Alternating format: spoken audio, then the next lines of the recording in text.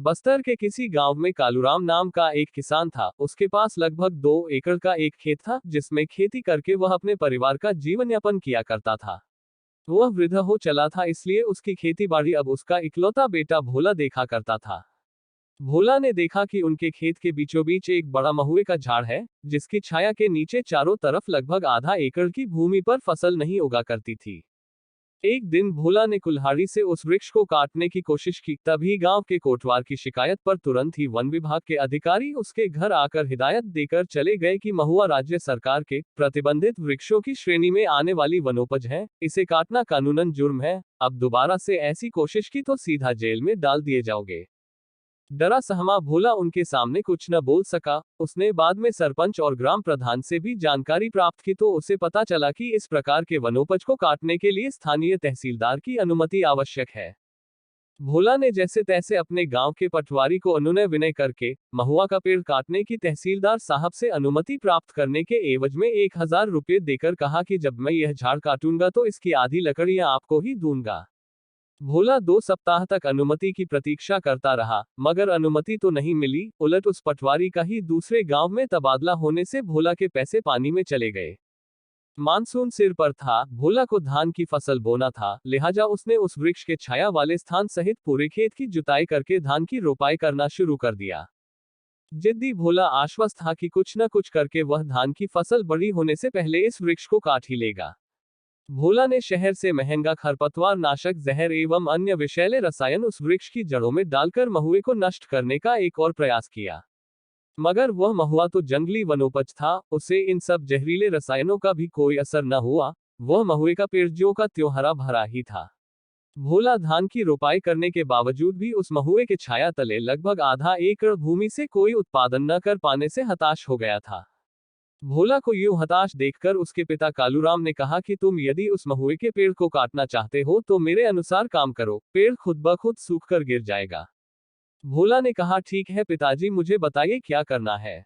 कालूराम ने कहा कि सबसे पहले तो इस बार रबी की फसल को बाकी के भाग में ही बोना। अभी उस महुए के पेड़ के चारों तरफ गोल घेरा करके उसमें गोबर की खाद डालो और रोज ही उसे पानी देना शुरू कर दो। अरे, सितंबर अक्टूबर में कौन झाड़ों को पानी देता है, और वह भी उस महुए के पेड़ को जिसे मैं काटना चाहता हूँ। पिताजी, आप उसे कटवाने का प्लान बता रहे हैं या संरक्षित करने का? भोला ने हैरत से अपने पिता से पूछा। कालूराम ने मुस्कुराकर कहा, तुम सारे प्रयत्न करके देख चुके हो, अब मेरे हिसाब से भी एक बार करके देख लो, तुम्हें सफलता न मिले तो कहना। अपने पिता का कहना मानकर भोला ने उस महुए के पेड़ के चारों तरफ गोल घेरा बनाकर उसमें गोबर की खाद डालकर रोज 1 ड्रम पानी देना शुरू कर दिया। हालांकि ठंड के समय में किसी भी पौधे को पानी की आवश्यकता नहीं होता। फिर तो महुआ एक जंगली वृक्ष था, भोला नाहक ही उसे पानी दे रहा था, परंतु वह पिताजी का कहना नहीं टाल सकता था। खरीफ की फसल भी कट चुकी थी, अब गर्मी पड़ना शुरू हो चुकी थी। वह महुए का पेड़ अन्य वृक्षों के उलट और भी ज्यादा हरा भरा हो चुका था, परंतु भोला ने अपने पिता की आज्ञानुसार उस महुए के वृक्ष को खाद पानी देना जारी रखा। वन कर्मी रेंजर को यह संदेहास्पद लगा भी, परंतु किसी भी वृक्ष को खाद पानी देना कोई जुर्म तो था नहीं, इसलिए वह रेंजर भोला के पर्यावरण के प्रति जागरूकता की प्रशंसा करके चला गया। मई के मध्याह्न में जब पूरे क्षेत्र में प्रचंड गर्मी पड़ने लगी, कालूराम ने अपने बेटे भोला को बुलाकर कहा, अब उस पेड़ को पानी देना बंद कर दो। भोला ने असमंजस की स्थिति में पिताजी के कहने के अनुसार उस पेड़ पर खाद पानी देना बंद कर दिया। वह सोच रहा था कि जब इससे पहले भी अति प्रचंड ग्रीष्मकाल में भी यह महुए का वृक्ष गर्मी के थपेड़े सहकर भी खड़ा था, तो अब पानी बंद करने से उस वृक्ष को क्या फर्क पड़ जाएगा। परंतु आश्चर्यजनक रूप से पहले 15 दिन में ही उस वृक्ष की सारी पत्तियां झड़ गई। भोला ने पहले तो इसे पतझड़ के मौसम का असर समझा, परंतु जब एक एक करके उस पेड़ की शाखें और तना भी पूर्णतया शुष्क हो गया, तो भोला को यकीन हो चला कि पिताजी की तरकीब काम कर गई है। जून की प्रचंड गर्मी वह महुए का वृक्ष बर्दाश्त नहीं कर सका। जुलाई में बरसात आने से सब तरफ हरियाली थी, मगर उस महुए के वृक्ष में न तो नए पत्ते आए, न नई बयार। उस महुए के वृक्ष ने दम तोड़ दिया था। इसी दौरान आए छोटे से तूफान को भी वह वृक्ष झेल न सका और स्वतः ही उखड़कर गिर गया। इस घटना से हैरान परेशान भोला ने अपने पिता कालूराम से पूछा तो उन्होंने कहा, यह महुए का वृक्ष जंगली वृक्ष है, किसी भी तरह के मौसम में बदलाव को सहन करने के बाद ही इतना बड़ा हुआ है। हर गर्मी में इसकी जड़ें पानी के जल स्तर के अनुरूप नीचे ही बढ़ती जाती हैं, जिससे यह वृक्ष कभी भी नहीं सूख सकता था। परंतु जब तुमने इसे ठंड के मौसम से ही खाद और पानी देना शुरू कर दिया, तो यह वृक्ष अपनी मेहनत की आदत छोड़कर मुफ्त में मिले खाद पानी के ऊपर निर्भर होता गया, जिससे इसकी जड़ें क्षेत्रीय जल स्तर के अनुरूप नीचे की ओर न बढ़कर ऊपर से तुम्हारे द्वारा मिल रहे जल की तरफ अग्रसर हो गई। यह स्वावलंबी वृक्ष तुम्हारे द्वारा मिल रहे खाद पानी पर निर्भर होने से परावलंबी हो गया, और जब तुमने अचानक मई के मध्याह्न में इस महुए को खाद पानी देना बंद कर दिया, इसकी जड़ें मौजूदा जलस्तर से बहुत दूर हो चुकी थी, जिससे यह वृक्ष बिना पानी के सूखकर स्वयं ही नष्ट हो गया।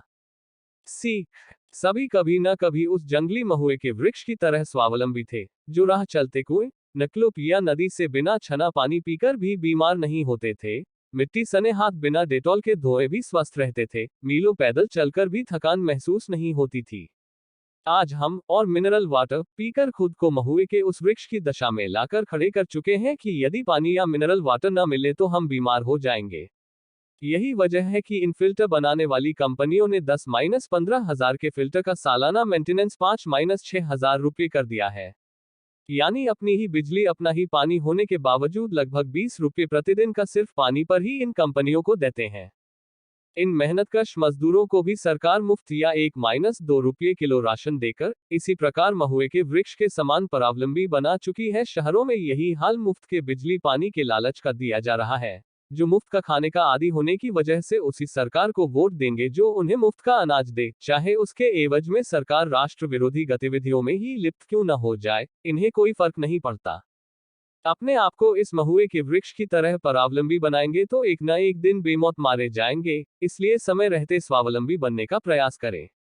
जय हिंद, जय भारत। आपको रिक्वेस्ट करते चैनल को सब्सक्राइब एंड वीडियो को लाइक करें एंड शेयर करिए और इस विषय पर कमेंट्स बॉक्स में अपनी राय बताएं।